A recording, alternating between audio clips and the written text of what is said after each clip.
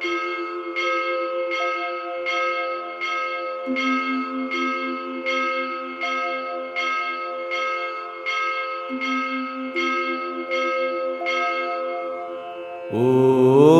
गजाननाय नमः।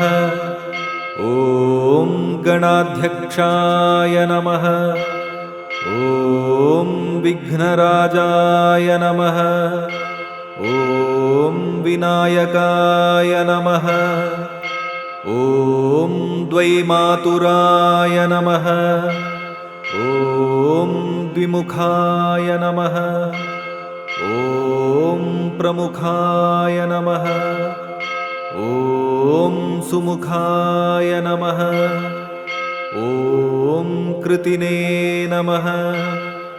ॐ सुप्रदीपाय नमः। ॐ सुखनिधये नमः। ॐ सुराध्यक्षाय नमः। ॐ सुरारिघ्नाय नमः। ॐ महागणपतये नमः। ॐ मान्याय नमः। ॐ महाकालाय नमः। ॐ महाबलाय नमः।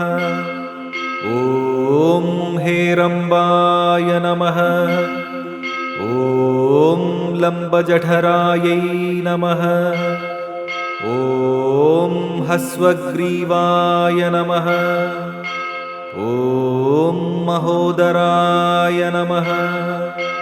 ॐ मदोत्कटाय नमः। ॐ महावीराय नमः। ॐ मन्त्रिणे नमः। ॐ मङ्गलस्वराय नमः। ॐ प्रमथाय नमः। ॐ प्रथमाय नमः। ॐ प्राज्ञाय नमः। ॐ विघ्नकर्त्रे नमः।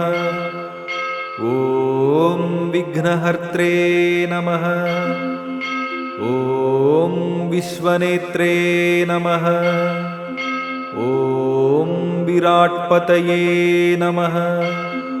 ॐ श्रीपतये नमः। ॐ वाक्पतये नमः। ॐ शृङ्गारिणे नमः। ॐ आश्रितवत्सलाय नमः। ॐ शिवप्रियाय नमः। ॐ शीघ्रकारिणे नमः।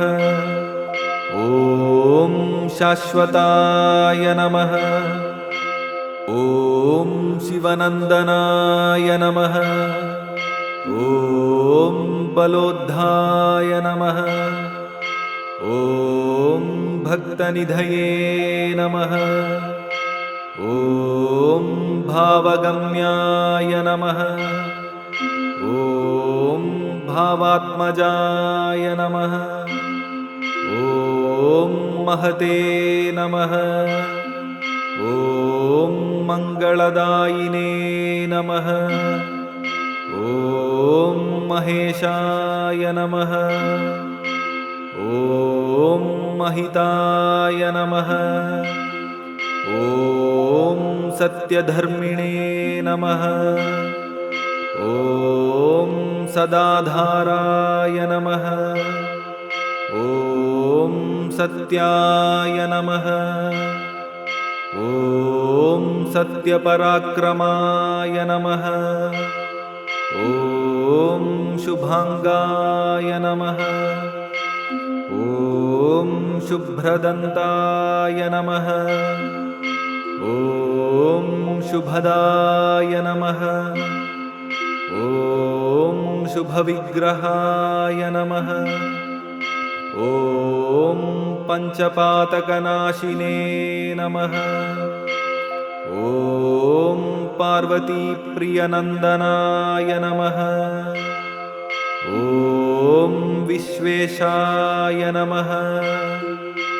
ॐ बुध आराध्यपदाय नमः। ॐ वीरवराग्रगाय नमः। ॐ कुमारगुरुवन्द्याय नमः। ॐ कुञ्जरासुरभञ्जनाय नमः। ॐ वल्लभावल्लभाय नमः। ॐ वराभयकराम्बुजाय नमः। ॐ सुधाकलशहस्ताय नमः। ॐ सुधाकरकलाधराय नमः। ॐ पञ्चहस्ताय नमः। ॐ प्रधानेशाय नमः। ॐ पुरातनाय नमः। ॐ वरसिद्धिविनायकाय नमः। इति श्रीगणेशाष्टोत्तरशतनामावलिः सम्पूर्णम्। ॐ गजाननाय नमः। ॐ गणाध्यक्षाय नमः। ॐ विघ्नराजाय नमः। ॐ विनायकाय नमः। ॐ द्वैमातुराय नमः। ॐ द्विमुखाय नमः। ॐ प्रमुखाय नमः। ॐ सुमुखाय नमः। ॐ कृतिने नमः। ॐ सुप्रदीपाय नमः। ॐ सुखनिधये नमः। ॐ सुराध्यक्षाय नमः। ॐ सुरारिघ्नाय नमः। ॐ महागणपतये नमः।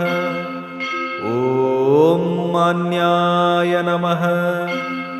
ॐ महाकालाय नमः।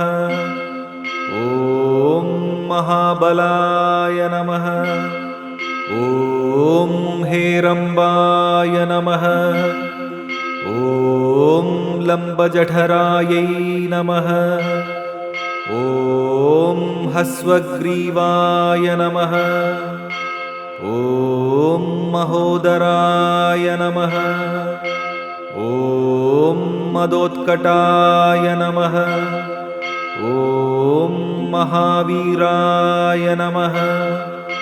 ॐ मन्त्रिणे नमः।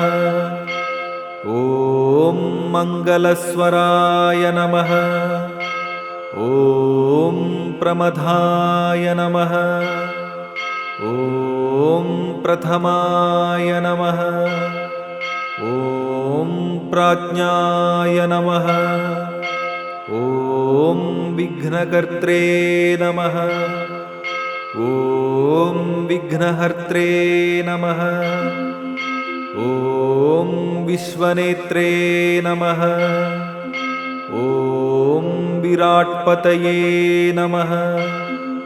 ॐ श्रीपतये नमः। ॐ वाक्पतये नमः। ॐ शृङ्गारिणे नमः। ॐ आश्रितवत्सलाय नमः। ॐ शिवप्रियाय नमः। ॐ शीघ्रकारिणे नमः। ॐ शाश्वताय नमः। ॐ शिवनन्दनाय नमः। ॐ बलोद्धाय नमः। ॐ भक्तनिधये नमः। ॐ भावगम्याय नमः। ॐ भावात्मजाय नमः। ॐ महते नमः। ॐ मङ्गलदायिने नमः। ॐ महेशाय नमः। ॐ महिताय नमः। ॐ सत्यधर्मिणे नमः। ॐ सदाधाराय नमः। ॐ सत्याय नमः। ॐ सत्यपराक्रमाय नमः। ॐ शुभांगाय नमः।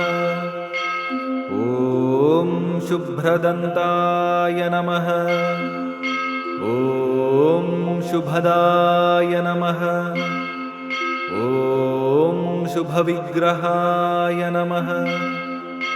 ॐ पञ्चपातकनाशिने नमः। ॐ पार्वतीप्रियनन्दनाय नमः। ॐ विश्वेशाय नमः। ॐ विबुध आराध्यपदाय नमः। ॐ वीरवराग्रगाय नमः। ॐ कुमारगुरुवन्द्याय नमः। ॐ कुञ्जरासुरभञ्जनाय नमः। ॐ वल्लभावल्लभाय नमः। ॐ वराभयकराम्बुजाय नमः। ॐ सुधाकलशहस्ताय नमः। ॐ सुधाकरकलाधराय नमः। ॐ पञ्चहस्ताय नमः।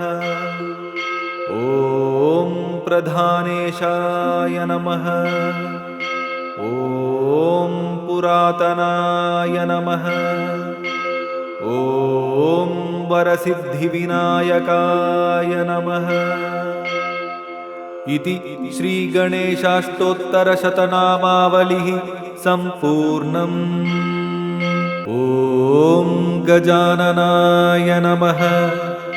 ॐ गणाध्यक्षाय नमः। ॐ विघ्नराजाय नमः। ॐ विनायकाय नमः। ॐ द्वैमातुराय नमः। ॐ द्विमुखाय नमः। ॐ प्रमुखाय नमः। ॐ सुमुखाय नमः। ॐ कृतिने नमः। ॐ सुप्रदीपाय नमः। ॐ सुखनिधये नमः। ॐ सुराध्यक्षाय नमः। ॐ सुरारिघ्नाय नमः। ॐ महागणपतये नमः। ॐ मान्याय नमः। ॐ महाकालाय नमः। ॐ महाबलाय नमः। ॐ हेरम्बाय नमः। ॐ लम्बजठरायै नमः। ॐ हस्वग्रीवाय नमः। ॐ महोदराय नमः। ॐ मदोत्कटाय नमः। ॐ महावीराय नमः। ॐ मन्त्रिणे नमः। ॐ मङ्गलस्वराय नमः। ॐ प्रमथाय नमः। ॐ प्रथमाय नमः। ॐ प्राज्ञाय नमः। ॐ विघ्नकर्त्रे नमः। ॐ विघ्नहर्त्रे नमः। ॐ विश्वनेत्रे नमः। ॐ विराट्पतये नमः। ॐ श्रीपतये नमः। ॐ वाक्पतये नमः। ॐ शृङ्गारिणे नमः। ॐ आश्रितवत्सलाय नमः। ॐ शिवप्रियाय नमः। ॐ शीघ्रकारिणे नमः। ॐ शाश्वताय नमः। ॐ शिवनन्दनाय नमः। ॐ बलोद्धाय नमः। ॐ भक्तनिधये नमः। ॐ भावगम्याय नमः। ॐ भावात्मजाय नमः। ॐ महते नमः। ॐ मङ्गलदायिने नमः। ॐ महेशाय नमः। ॐ महिताय नमः। ॐ सत्यधर्मिणे नमः। ॐ सदाधाराय नमः। ॐ सत्याय नमः। ॐ सत्यपराक्रमाय नमः। ॐ शुभाङ्गाय नमः। ॐ शुभ्रदन्ताय नमः। ॐ शुभदाय नमः। ॐ शुभविग्रहाय नमः। ॐ पञ्चपातकनाशिने नमः। ॐ पार्वतीप्रियनन्दनाय नमः। ॐ विश्वेशाय नमः। ॐ विबुध आराध्यपदाय नमः। ॐ वीरवराग्रगाय नमः। ॐ कुमारगुरुवन्द्याय नमः। ॐ कुञ्जरासुरभञ्जनाय नमः। ॐ वल्लभावल्लभाय नमः। ॐ वराभयकराम्बुजाय नमः। ॐ सुधाकलशहस्ताय नमः। ॐ सुधाकरकलाधराय नमः। ॐ पञ्चहस्ताय नमः। ॐ प्रधानेशाय नमः। ॐ पुरातनाय नमः। ॐ वरसिद्धिविनायकाय नमः। इति श्रीगणेशाष्टोत्तरशतनामावलिः सम्पूर्णम्। ॐ गजाननाय नमः। ॐ गणाध्यक्षाय नमः। ॐ विघ्नराजाय नमः। ॐ विनायकाय नमः। ॐ द्वैमातुराय नमः। ॐ द्विमुखाय नमः। ॐ प्रमुखाय नमः। ॐ सुमुखाय नमः। ॐ कृतिने नमः। ॐ सुप्रदीपाय नमः। ॐ सुखनिधये नमः।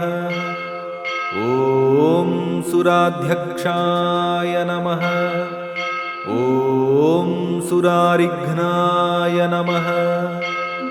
ॐ महागणपतये नमः। ॐ मान्याय नमः। ॐ महाकालाय नमः। ॐ महाबलाय नमः। ॐ हेरम्बाय नमः। ॐ लम्बजठरायै नमः। ॐ हस्वग्रीवाय नमः। ॐ महोदराय नमः। ॐ मदोत्कटाय नमः। ॐ महावीराय नमः। ॐ मन्त्रिणे नमः। ॐ मङ्गलस्वराय नमः। ॐ प्रमथाय नमः। ॐ प्रथमाय नमः। ॐ प्राज्ञाय नमः। ॐ विघ्नकर्त्रे नमः। ॐ विघ्नहर्त्रे नमः। ॐ विश्वनेत्रे नमः। ॐ विराट्पतये नमः। ॐ श्रीपतये नमः। ॐ वाक्पतये नमः। ॐ शृङ्गारिणे नमः। ॐ आश्रितवत्सलाय नमः। ॐ शिवप्रियाय नमः। ॐ शीघ्रकारिणे नमः। ॐ शाश्वताय नमः। ॐ शिवनन्दनाय नमः। ॐ बलोद्धाय नमः। ॐ भक्तनिधये नमः। ॐ भावगम्याय नमः। ॐ भावात्मजाय नमः। ॐ महते नमः। ॐ मङ्गलदायिने नमः। ॐ महेशाय नमः। ॐ महिताय नमः। ॐ सत्यधर्मिणे नमः। ॐ सदाधाराय नमः। ॐ सत्याय नमः। ॐ सत्यपराक्रमाय नमः। ॐ शुभाङ्गाय नमः। ॐ शुभ्रदन्ताय नमः। ॐ शुभदाय नमः। ॐ शुभविग्रहाय नमः। ॐ पञ्चपातकनाशिने नमः। ॐ पार्वतीप्रियनन्दनाय नमः। ॐ विश्वेशाय नमः।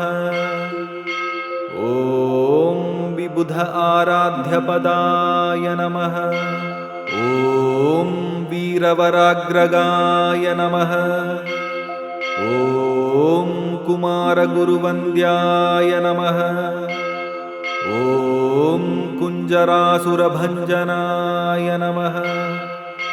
ॐ वल्लभावल्लभाय नमः।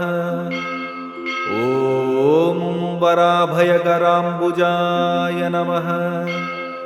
ॐ सुधाकलशहस्ताय नमः।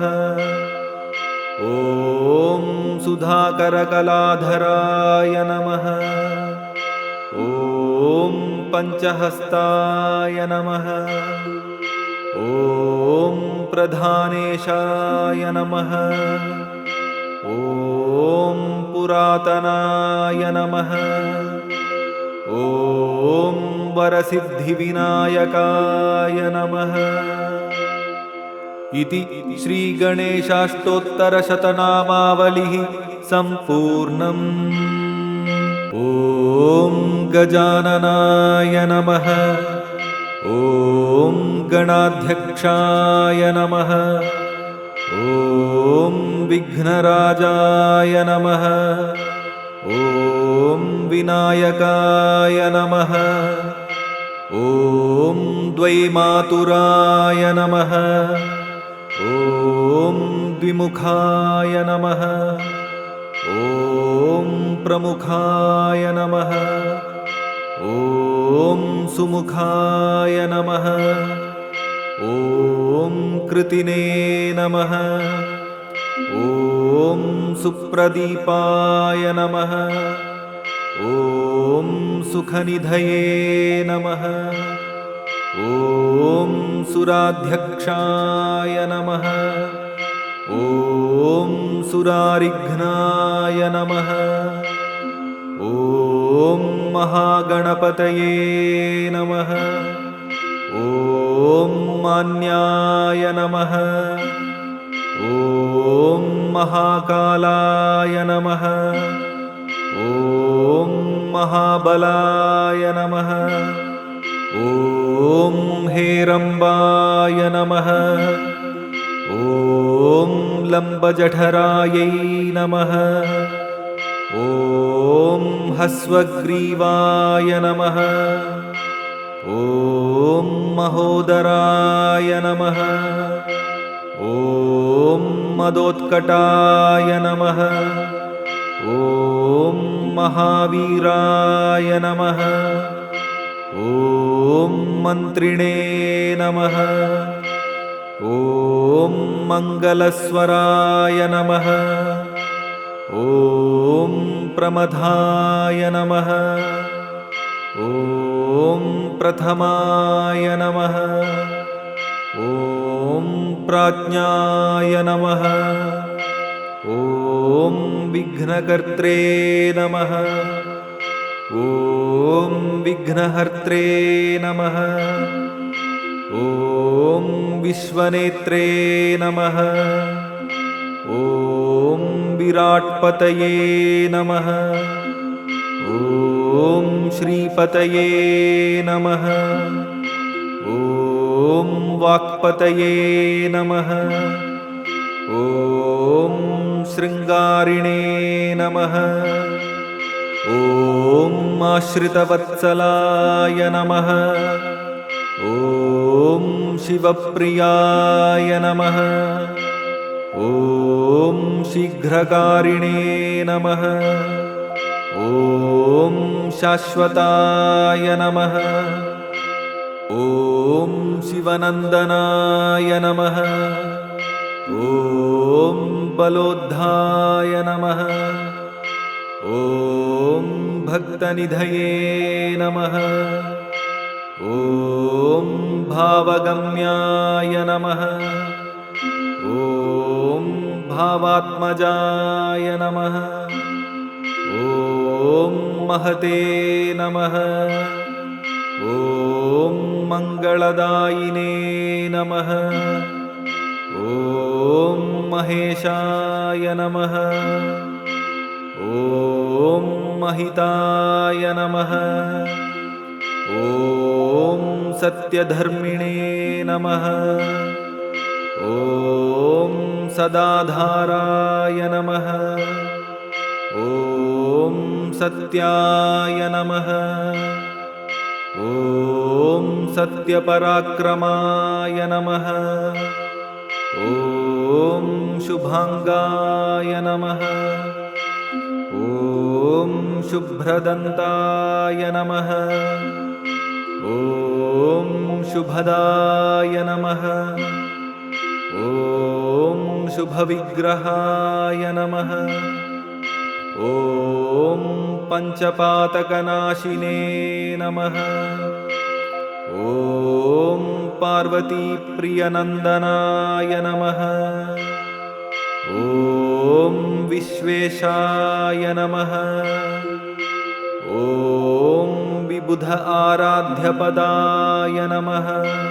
ॐ वीरवराग्रगाय नमः। ॐ कुमारगुरुवन्द्याय नमः। ॐ कुञ्जरासुरभञ्जनाय नमः।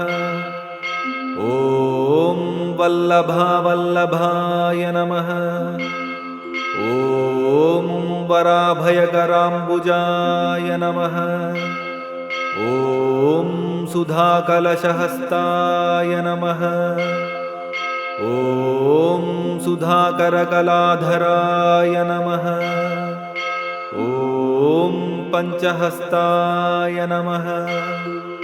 ॐ प्रधानेशाय नमः। ॐ पुरातनाय नमः। ॐ वरसिद्धिविनायकाय नमः। इति श्रीगणेशाष्टोत्तरशतनामावलिः सम्पूर्णम्।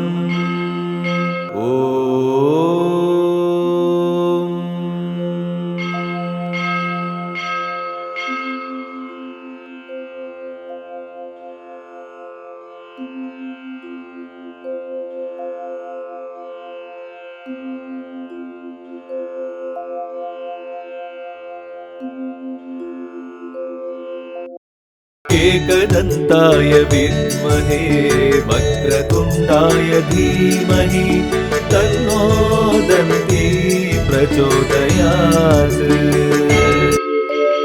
एकदन्ताय विद्महे वक्रतुण्डाय धीमहि तन्नो दन्ती प्रचोदयात्। एकदन्ताय विद्महे वक्रतुण्डाय धीमहि तन्नो दन्ती प्रचोदयात्। एकदन्ताय विद्महे वक्रतुण्डाय धीमहि तन्नो दन्ती प्रचोदयात्। एकदन्ताय विद्महे वक्रतुण्डाय धीमहि तन्नो दन्ती प्रचोदयात्। एकदन्ताय विद्महे वक्रतुण्डाय धीमहि तन्नो दन्ती प्रचोदयात्। एकदन्ताय विद्महे वक्रतुण्डाय धीमहि तन्नो दन्ती प्रचोदयात्। एकदन्ताय विद्महे वक्रतुण्डाय धीमहि तन्नो दन्ती प्रचोदयात्। एकदन्ताय विद्महे वक्रतुण्डाय धीमहि तन्नो दन्ती प्रचोदयात्। एकदन्ताय विद्महे वक्रतुण्डाय धीमहि तन्नो दन्ती प्रचोदयात्। एकदन्ताय विद्महे वक्रतुण्डाय धीमहि तन्नो दन्ती प्रचोदयात्। एकदन्ताय विद्महे वक्रतुण्डाय धीमहि तन्नो दन्ती प्रचोदयात्। एकदन्ताय विद्महे वक्रतुण्डाय धीमहि तन्नो दन्ती प्रचोदयात्। एकदन्ताय विद्महे वक्रतुण्डाय धीमहि तन्नो दन्ती प्रचोदयात्। एकदन्ताय विद्महे वक्रतुण्डाय धीमहि तन्नो दन्ती प्रचोदयात्। एकदन्ताय विद्महे वक्रतुण्डाय धीमहि तन्नो दन्ती प्रचोदयात्। एकदन्ताय विद्महे वक्रतुण्डाय धीमहि तन्नो दन्ती प्रचोदयात्। एकदन्ताय विद्महे वक्रतुण्डाय धीमहि तन्नो दन्ती प्रचोदयात्। एकदन्ताय विद्महे वक्रतुण्डाय धीमहि तन्नो दन्ती प्रचोदयात्। एकदन्ताय विद्महे वक्रतुण्डाय धीमहि तन्नो दन्ती प्रचोदयात्। एकदन्ताय विद्महे वक्रतुण्डाय धीमहि तन्नो दन्ती प्रचोदयात्। एकदन्ताय विद्महे वक्रतुण्डाय धीमहि तन्नो दन्ती प्रचोदयात्। एकदन्ताय विद्महे वक्रतुण्डाय धीमहि तन्नो दन्ती प्रचोदयात्। एकदन्ताय विद्महे वक्रतुण्डाय धीमहि तन्नो दन्ती प्रचोदयात्। एकदन्ताय विद्महे वक्रतुण्डाय धीमहि तन्नो दन्ती प्रचोदयात्। एकदन्ताय विद्महे वक्रतुण्डाय धीमहि तन्नो दन्ती प्रचोदयात्। एकदन्ताय विद्महे वक्रतुण्डाय धीमहि तन्नो दन्ती प्रचोदयात्। एकदन्ताय विद्महे वक्रतुण्डाय धीमहि तन्नो दन्ती प्रचोदयात्। एकदन्ताय विद्महे वक्रतुण्डाय धीमहि तन्नो दन्ती प्रचोदयात्। एकदन्ताय विद्महे वक्रतुण्डाय धीमहि तन्नो दन्ती प्रचोदयात्। एकदन्ताय विद्महे वक्रतुण्डाय धीमहि तन्नो दन्ती प्रचोदयात्। एकदन्ताय विद्महे वक्रतुण्डाय धीमहि तन्नो दन्ती प्रचोदयात्। एकदन्ताय विद्महे वक्रतुण्डाय धीमहि तन्नो दन्ती प्रचोदयात्। एकदन्ताय विद्महे वक्रतुण्डाय धीमहि तन्नो दन्ती प्रचोदयात्। एकदन्ताय विद्महे वक्रतुण्डाय धीमहि तन्नो दन्ती प्रचोदयात्। एकदन्ताय विद्महे वक्रतुण्डाय धीमहि तन्नो दन्ती प्रचोदयात्। एकदन्ताय विद्महे वक्रतुण्डाय धीमहि तन्नो दन्ती प्रचोदयात्। एकदन्ताय विद्महे वक्रतुण्डाय धीमहि तन्नो दन्ती प्रचोदयात्। एकदन्ताय विद्महे वक्रतुण्डाय धीमहि तन्नो दन्ती प्रचोदयात्। एकदन्ताय विद्महे वक्रतुण्डाय धीमहि तन्नो दन्ती प्रचोदयात्। एकदन्ताय विद्महे वक्रतुण्डाय धीमहि तन्नो दन्ती प्रचोदयात्। एकदन्ताय विद्महे वक्रतुण्डाय धीमहि तन्नो दन्ती प्रचोदयात्। एकदन्ताय विद्महे वक्रतुण्डाय धीमहि तन्नो दन्ती प्रचोदयात्।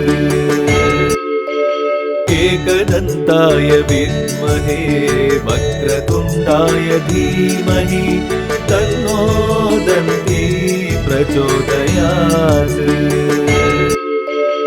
एकदन्ताय विद्महे वक्रतुण्डाय धीमहि तन्नो दन्ती प्रचोदयात् एकदन्ताय विद्महे वक्रतुण्डाय धीमहि तन्नो दन्ती प्रचोदयात् एकदन्ताय विद्महे वक्रतुण्डाय धीमहि तन्नो दन्ती प्रचोदयात्।